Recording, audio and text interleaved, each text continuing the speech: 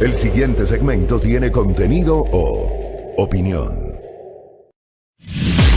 La entrevista en A Primera Hora. Analizamos los hechos del momento junto a sus protagonistas.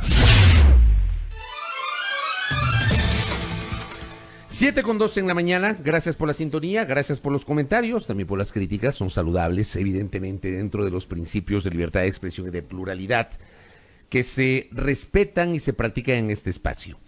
Héctor Yepes visita nuestra mesa de trabajo, asambleísta de la provincia del Guayas por el movimiento Creo, presidente de la, y perdón el uso del término, pero debo mencionarlo, de la inactiva Comisión de Gobiernos Autónomos y Descentralización, ya vamos a conversar de eso con él, y además integrante de la comisión que ahora mismo está analizando los hechos asociados a la crisis del 3 al 13 de octubre de este año. ¿Cómo le va, parlamentario? Bienvenido. Muy bien, muy buenos días. Un Bienvenido, saludo a todos quienes nos sintonizan. Oiga, empecemos por lo de la inactiva comisión. ¿Qué hacemos con la Comisión de Gobiernos Autónomos? A ver, primero que no es inactiva. La comisión es inactiva. Usted no, tal vez. Pero la comisión sí, pues. A ver, le cuento lo que estamos haciendo, lo que queremos trabajar. Hemos armado una mesa de trabajo sobre las reformas al COTAD, que es lo más importante que tiene la comisión y que, por cierto, no avanza porque no se debate en el pleno de la Asamblea. Hay facultad del presidente para cambiar a los ponentes de la ley según la norma de la función legislativa. Yo ya lo solicité hace, si mal no recuerdo, unos 2 meses y no se trata en el pleno. Eso no tiene nada que ver con las sesiones o no de la comisión. Y por otro lado, toda la semana se reúne el equipo de la comisión con AME, la Asociación de Municipios del Ecuador, con CONGOPE, la Asociación de Prefecturas, con CONAGOPARE, la Asociación de Parroquias Rurales, y con el Consejo Nacional de Competencias para poder armonizar un criterio sobre este tema. ¿Y por qué esto es importante? Porque ha habido cambio de autoridades este año en todo el país, a nivel local, y por tanto una cosa es lo que pensaban antes de mayo de este año y otra cosa es el criterio de las nuevas autoridades. Así que trabajando estamos. Hoy hemos convocado una sesión a la 1 de la tarde, ojalá que el Pleno permita por los horarios su instalación y esperamos, como siempre, recibir a la mayoría de legisladores para poder avanzar, más allá de que hay temas que aún sesionando la comisión, si el Pleno no pone a debate los informes, pues tampoco hay mucho que la ley permita avanzar en el tema del tratamiento de la ley. Lo que sí estamos avanzando es en el trabajo técnico, que también es fundamental. Ahora, como ocurrió en la Comisión de lo Laboral, donde la señora Carrión finalmente renunció, digo, para destrabar el trabajo en la comisión, también se le podría plantear a usted la misma inquietud, legislador. ¿Por qué no dar, digamos, un gesto de desprendimiento y decirme a un costado y que la comisión elija otro presidente? Yo en lo personal creo que en esto hay que tener principios y hay que mantener ciertas posturas claras. Yo no estoy de acuerdo, más allá de que fuera yo cualquier otra persona, en que se desconozca una decisión que tomó la mayoría absoluta de la Asamblea Nacional. Si eso se quiere cambiar, bueno, vamos al Pleno de la Asamblea y que se cambie. Yo no tengo problema. Sí, de hecho, antes de la designación yo mismo dije que designen a otra persona. Pero tampoco creo que la Asamblea, que es el primer poder del Estado, se puede manejar de esa manera. Pues hay una decisión que fue tomada conforme a la ley, de manera democrática, porque fue la mayoría absoluta de la Asamblea Nacional, y creo que si eso se quiere cambiar, hay que hacerlo por la vía correspondiente. Muy bien. Legislador, usted es parte de la comisión ocasional que está investigando los hechos ocurridos en octubre durante las protestas. Han asistido líderes del movimiento indígena, han asistido autoridades, la ministra de Gobierno, ha asistido el día de ayer la fiscal, el contralor. Víctimas asistieron también víctimas, exactamente, víctimas de la represión policial, asistieron también policías que fueron víctimas de agresiones, asistió Paola Pavón, Virgilio Hernández, Cristian González. ¿Cuál es su reflexión después de haber escuchado esta etapa de comparecencias? Creo que les resta por escuchar al ministro de Defensa. Hoy vamos a escuchar al ministro de Defensa, al representante de Inteligencia y al jefe de la escolta legislativa sobre la toma de la Asamblea. Mi reflexión general, primero, mi actitud en esta comisión, y tú has sido testigo de eso, es investigar la verdad. A nosotros no nos mandaron a esta comisión para ir a defender a un bando en este conflicto o para tener actitudes políticas. Yo tengo mis opiniones políticas, pero el trabajo de la comisión no es defender o perseguir a alguien, es encontrar la verdad, escuchar a todos como lo hemos hecho, absolutamente todos los que han querido ir, y entregarle al país un informe que tal vez sea el único espacio donde este informe va a existir, donde se diga, a ver, esto es de la información que tenemos de lado y lado lo que ocurrió, que es lo que yo he visto hasta ahora, sin adelantar conclusiones finales. Aquí hubo una gran violencia, un gran enfrentamiento de lado y lado. Me parece que la mayor prioridad de la comisión es esclarecer las 11 muertes que hemos tenido. 11, 8, 9, ¿cuántas? Primero mismos? esclarecer Porque ¿cuál es el no hay número? una cifra. Unas dice, a ver, la Defensoría dice 11, el Ministerio de Gobierno dice 9, me parece, 9. el Ministerio de Salud dice 7. ¿Cuántas muertes Sí. mismos son? Eso es lo que tenemos ahorita que hacer, el trabajo de cotejo de información. Justamente ayer que estuvo la ministra de Salud, por ejemplo, nos decía que la cifra de heridos no era 1.300 como dice la Defensoría del Pueblo, son 1.419. Por eso es importante que las autoridades vayan a la comisión, porque lo que queremos es contrastar la información. Tenemos cifras de detenidos, también los detenidos que expuso la Fiscalía son una cifra superior incluso a la que decía la Defensoría del Pueblo. Todavía hemos pedido el informe y en esto, si me permiten hacer un resumen para la audiencia. Por favor. ¿Qué es lo que tenemos hasta ahora? 11 muertos según la Defensoría del Pueblo, de los cuales el propio gobierno ya ha admitido que 2 al menos fueron muertes violentas. Lo dijo María Paula Romo en la comisión. Yo creería, de lo que hemos visto, que al menos son 3, pero vamos a esperar a cotejar todo lo que hay que cotejar. Tenemos alrededor de 1.200 heridos. Tenemos 11 personas que perdieron el ojo, más una persona que se quedó sorda y otra que se ha quedado completamente ciega. 2 policías también que han perdido el ojo. Perdón que le interrumpa. Y esa pérdida de la visión del ojo es por impacto Sí, de... se debe, bombas lacrimógenas. se debe impacto de bombas lacrimógenas. Eso está confirmado, plenamente confirmado, ¿o no? Es lo que estamos Ya. haciendo ahorita, el proceso, por eso permítanme ser cautos, porque hemos terminado, hoy terminamos las declaraciones, y ahorita viene un proceso de cotejar información. Lo que les digo es lo que hemos recibido hasta ahora para confirmarlo 100% que lo que se ha dicho es, hay que hacer todavía un trabajo final.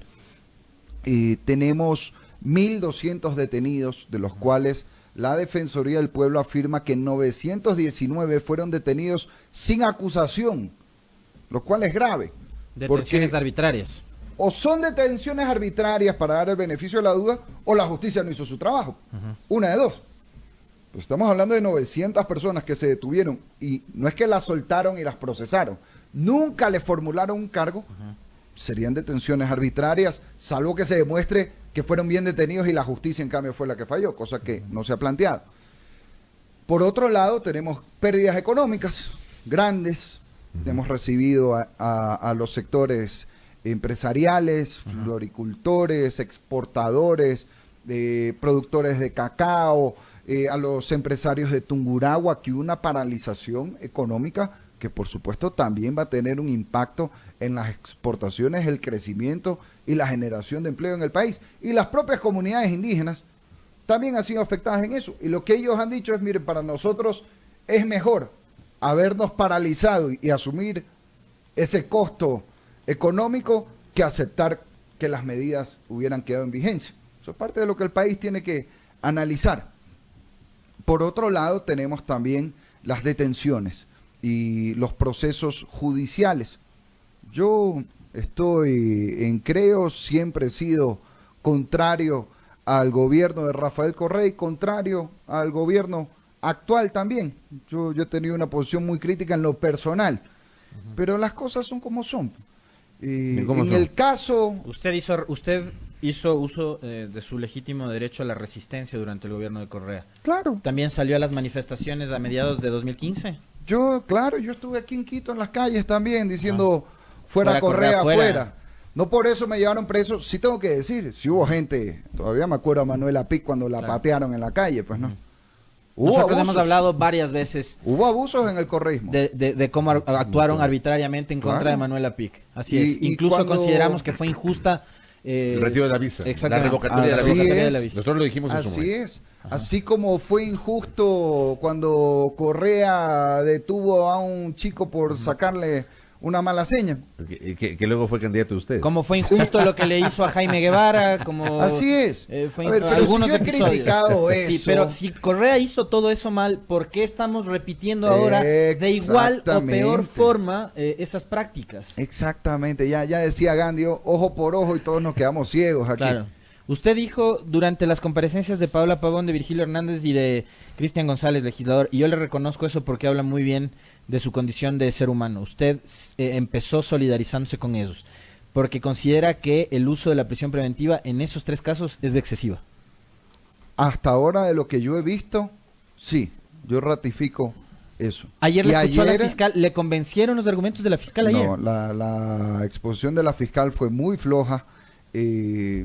Yo le pregunté a ella, porque incluso antes de yo adelantar mayores conclusiones, es bueno escuchar a las dos partes. Por supuesto. Yo por le supuesto. pregunté, a ver, señora fiscal, hemos recibido aquí a la prefecta Pavón, al exasambleísta Hernández y al señor González. Ellos dicen que la prisión preventiva fue aplicada de manera innecesaria. Sobre todo, creo que el caso más obvio es el de la prefecta. Pues no, si De una la prefecta en funciones, en prisión preventiva, debe haber algo muy de peso para que se dicte una medida así. La fiscal no respondió nada. Dijo, bueno, eso es lo que resolvió el juez. Punto. O sea, Si es muy locuaz para otras cosas. O sea, sí se puede, Ahí no dijo nada. Sí se puede separar o diferenciar el caso de Paola Pavón del de Jofre Poma, me imagino. En Porque ese caso ella sí explicó. es que en el caso de Poma se entiende que fue un delito flagrante que inclusive su propio enjuiciamiento, el de Poma, no requería autorización de la Asamblea por su condición de flagrancia. Sí, más allá de que hay algunas inconsistencias ahí, pero antes, Sí, sí. antes de llegar De al acuerdo. caso De de Poma. Jofre Poma, a ver, yo no sé si la prefecta Pavón es inocente o es culpable. Eso tiene que juzgarlo La justicia. la justicia. Pero lo que sí creo que es evidente que se puede afirmar es que no se ha expuesto públicamente, al menos, solo que es un secreto súper guardado que no tendría sentido, no se ha expuesto ninguna razón de peso para haberle dictado una prisión preventiva. Tranquilamente podría tener un grillete, Ajá. tener una custodia policial de la casa a la prefectura y listo, y Pero que el siendo- proceso judicial siga. Pero lo que dice Paola Pavón es, a ver, yo soy prefecta de Pichincha. ¿Qué necesidad o qué urgencia tengo de fugarme del país si lo que tengo que es asistir a mi cargo, asistir a la Pero es prefectura? que eso dice es Pavón. lógico. Eso no significa que sea inocente. Claro, claro. El tema es que mientras haya proceso, Puede defenderse en libertad. se defiende en libertad. Pues creo que es lo lógico. Pues por favor, estamos hablando. A mí no me cae bien, entre comillas. Yo, si votara en Quito, jamás habría votado por Paola Pavón. Pero ganó la elección, pues. Ganó la elección y eso hay que respetarlo. Y mientras esté en funciones, pues esté en funciones. Y si hay un proceso contra ella, como contra cualquier autoridad, me parece lo lógico que ese proceso se dé mientras está en libertad. Ahora, usted dice que la explicación de la fiscal en este tema no le nula. satisfizo. Ya, ella dijo fue Es decisión nula. del juez. Pero la decisión del juez se basó, entiendo yo, en un Los periodo de la elementos fiscalía. de convicción Lógico. que presenta Fiscalía. Y no explicó los elementos de No. convicción de la fiscalía. No, y no solo eso, yo también le pregunté, a ver, ¿cuáles son las pruebas? Díganos algunas, no le pido que nos Que revele los relate audios. aquí todo el proceso, Ya. pero ¿cuáles son las pruebas de un delito de rebelión? Pues no, delito de rebelión significa subversión armada para derrocar un gobierno. Resumiendo lo que dice el tipo penal, pues no, eso es una acusación seria y me preocupa a mí porque si lo que dice el gobierno es real, entonces el correísmo es un grupo paramilitar pues en el Ecuador, ¿no? Pero O deberían sea, aquí tener tenemos entonces... un problema de seguridad, pues si el correísmo resulta que aquí, más allá del tema político, del cual yo estoy diametralmente opuesto, aquí resulta que hay un ejército oculto en el país, pues. Claro, pero hay que encontrar las armas. Hay que encontrar el arsenal. ¿Dónde tienen escondido? Una ¿Dónde de se dos. reúnen a conspirar? Mire, si es cierto lo que dice el gobierno, tenemos un problema de seguridad gravísimo que el gobierno debería advertirlo públicamente a la Pero población. debería Y si probarlo. no es cierto, entonces estamos frente a una farsa Una judicial, mentira. pues. Yo lo que pido es que el gobierno lo aclare. Yo le he Allanaron preguntado a allanaron la ministra- prefectura, allanaron Bien. la prefectura y ¿qué encontraron? ¿Qué les dijo la fiscal? No dijo nada. A ver, le digo qué contestó la fiscal, que a mí me decepcionó porque yo esperaba que en ese momento me saque todas estas dudas y yo termine la sesión diciendo, no, pues aquí está, bien presos han estado. Claro. Pero lo que ella dijo, miren, la ley dice que la investigación es reservada y por tanto yo no puedo decir nada. Lo único que La puedo investigación es decir... reservada y sin embargo publican los indicios en el Twitter. Lo único que puedo decir es que hay unos audios muy comprometedores. Bueno, pero por lo menos díganos qué es lo comprometedor. Y luego otra legisladora le preguntó, pero ¿y cómo así entonces en Twitter han revelado información? Es que la ciudadanía tiene que estar informada. Por favor, pues o sea que aquí reserva la carta. O sea, reserva cuando es de comparecer una comisión legislativa para que nos diga si lo que más quisiéramos, lo que estamos en la orilla puesta al correísmo es que nos den esos argumentos. Ahí no dice nada. Pero cuando es de hacer toda la comunicación estratégica para sostener lo que dice la fiscalía, ahí sí se revela y se viola, entre comillas, la reserva. Por favor, es algo totalmente incoherente. Hay algunas cosas que también nos deja la comparecencia de la fiscal. Ella dice, diferencia la protesta pacífica de la protesta violenta. Correcto. Y presentó un argumento, ¿no? Dice, hay un uso extensivo y excesivo del derecho a la resistencia. Dijo que la fiscalía no tiene que demostrar ante la asamblea sus decisiones, sino ante los jueces. No puedo hablar si la prisión preventiva contra Paola Pavón es excesiva o no, porque son los jueces quienes decidieron en función de una investigación técnica de la fiscalía, pero los jueces en función de un pedido de la fiscal. Exactamente. Entonces, ¿qué nos deja esta interpretación de la fiscal? Aquí todos ya estamos grandecitos. Yo creo que lo que hizo la fiscal fue torear la comparecencia. Evidentemente no hay cómo sacarle a la fuerza palabras que alguien no quiere decir, pero con lo que yo me quedo y le echo las preguntas a los unos y a los otros. Y cuando fueron los líderes indígenas también les pregunté lo que tenía que preguntarles. También les pregunté qué pasó en el estadio de Calderón, que hubo mujeres policías agredidas, manoseadas, y también se las sacaron olímpicamente. Aquí yo le preguntaba a todo el mundo.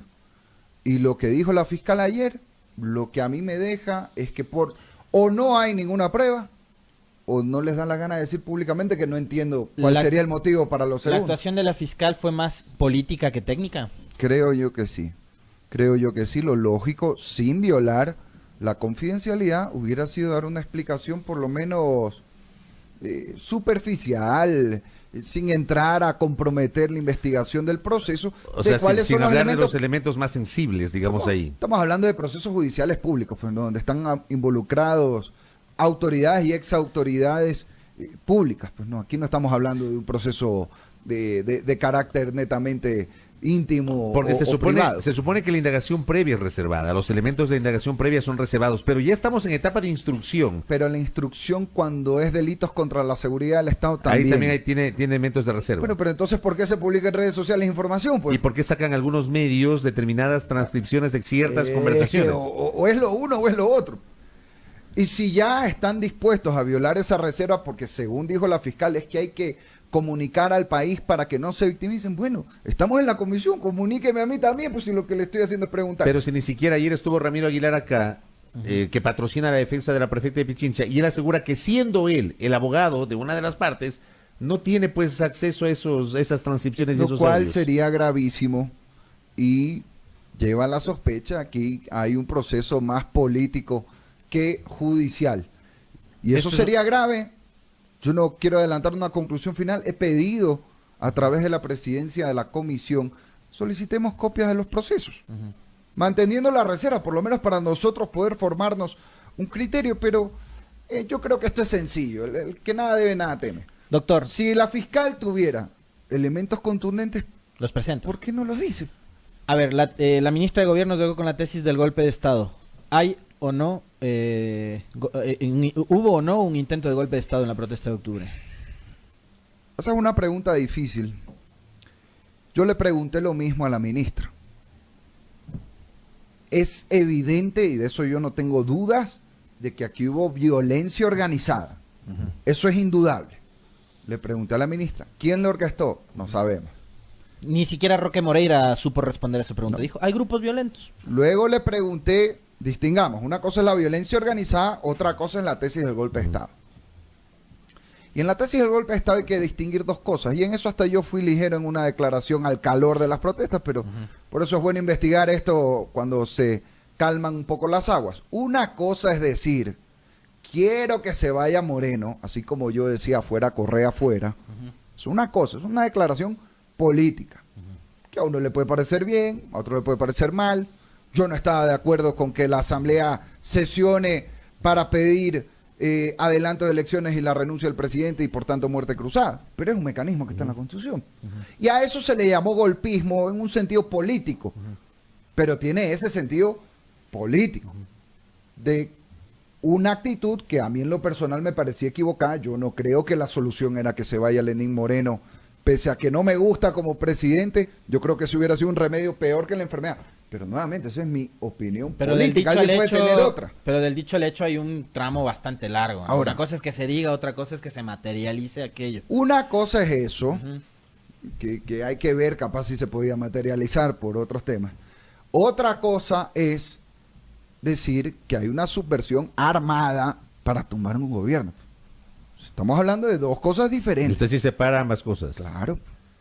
Claro. ¿Y Cuando estamos hablando de lo segundo, yo hasta ahora no he visto evidencias concluyentes en la comisión para afirmar que hubo una subversión armada, organizada, para derrocar al gobierno. No las he visto. Por supuesto, a muchos nos queda la duda, pero lo que yo esperaba en la comisión, ojalá hoy el ministro de Defensa aclare. Hoy podría ser clave el ministro de Defensa. Bueno, pero yo esto se para lo pregunto. aclarar o para ratificar su postura, la que usted tiene. Mire, yo entré a la comisión pensando que sí había esa subversión. Por lo que hemos visto y muchos sospechamos, y pensé ratificar eso en el curso de la comisión. Pero se lo pregunté a la ministra de Gobierno. Ministra, el gobierno dice que aquí ha habido un intento organizado de golpe de Estado, hasta le ponen fecha, que el 12 de octubre se iba a consumar el golpe. Bueno, si tienen tanta información, díganos aquí quiénes orquestaron el golpe. Pongámosle el cascabel al gato, aquí dejemos de acusar al viento. Pero está facilito responder eso, pues. El correísmo. No, pero es que ni siquiera se atrevió a decir eso. Ah, la ministra de Gobierno el peso de las palabras es bien fuerte, pues, legislador. La ministra de Gobierno lo que me contestó fue que la tesis del golpe de Estado es una hipótesis del gobierno que deberá ser confirmada por las autoridades. Que es lo mismo que decir nada. Okay, le volví a preguntar, si me permite, esto es importante, le volví a preguntar lo mismo al general Moreira. General, ¿cuál fue el grupo que organizó el golpe de Estado que el gobierno acusa? ¿Qué le dijo Moreira? Los violentos, es que eso es público. Eso... ¿Quiénes? Ole, nunca contestó. En el lo voy a informe volver a preguntar de hoy. inteligencia se habla del famoso grupo de combatientes populares, pero no de un intento de golpe de Estado. Otra cosa que a nosotros nos sigue rondando como duda en la cabeza es las 3 quemas de la Contraloría. Ya hubo una irrupción violenta, y ¿por qué en los días posteriores no se resguarda como tenía que haberse resguardado un edificio que aparentemente era un objetivo? Eso no está claro. ¿Qué les dijo ayer el Contralor? El Contralor lo que nos dijo, y bueno, es lo que le compete a él también decir, es que lo que él sabe es que el mismo grupo que custodiaba la Asamblea era el grupo que custodiaba la Contraloría. Bueno, él no puede tampoco decir más, eso hay que preguntarles a la policía. Pero él tampoco ha dicho nada al respecto. Como Contralor debe haber pedido a la ministra de Gobierno, que le al comandante la seguridad. Por favor, oiga, mi edificio está expuesto, resguárdenlo. Dijo que lo pidió y que había el resguardo conjunto para la Asamblea y la Contraloría. A mí me queda la misma duda. No tengo una respuesta yo para eso. Ayer vimos el edificio en la Contraloría, yo fui parte de los que recorrimos. Es impresionante, impresionante ver la destrucción, sobre todo de archivos físicos, la parte de mobiliario de trabajo. Es evidente que el que hizo eso conoce muy bien la Contraloría, porque no fue un incendio general. Sino en sitios específicos. Fue incendios simultáneos en sitios específicos donde había documentación. Qué raro. Sobre glosas, sobre procesos investigativos. Qué raro, porque ese edificio yo he estado varias veces y es una especie de laberinto. Sí, así es. Es medio sinuoso ahí el edificio. Y más con la nueva construcción. El que hizo eso conoce perfectamente la Contraloría, sabía perfectamente qué quería quemar. Eso no fue un acto de vandalismo, fue un incendio organizado y premeditado. Y yo tengo la misma duda. Si hubo, y felicito que haya habido, la defensa de la Asamblea como tenía que ser para resguardar la seguridad, ¿por qué no hubo esa misma defensa en la Contraloría que está al ladito? Sí, esa misma duda tenemos No nosotros. tengo respuesta. Oiga, con esto cierro rapidísimo. ¿Cuándo ustedes tienen que presentar el informe? 23 de noviembre, pero estamos pensando ¿Pedir pedir una prórroga? una prórroga. ¿Por qué? Porque recién hoy terminan las declaraciones. Luego viene un trabajo De sistematización de de todo lo que recibe. sistematizar que va a ser bastante complejo, y luego viene un debate interno. Yo lo que le he propuesto al presidente de la comisión, Fernando Urbano, es que hagamos un informe muy fáctico, muy basado en hechos, citando todas las declaraciones. Debemos de tener ya alrededor de 80 personas que han ido a la comisión.